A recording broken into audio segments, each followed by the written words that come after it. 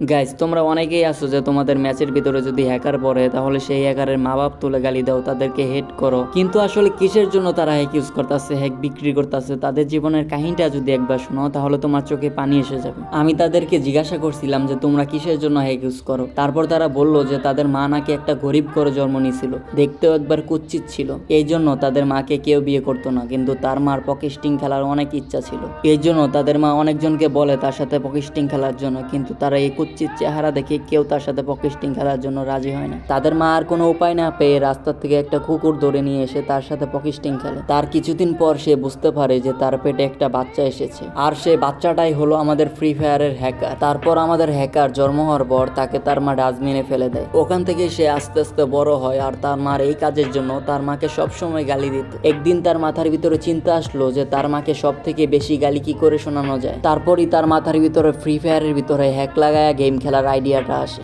আর তাদের আইডিয়াটা সফলভাবে কাজে লাগে। ঠিক এই জন্য তাদের মা বাপ তুলে গালি দিলে তাদের কোনো যায় আসে না, তারা আরো খুশি হয়।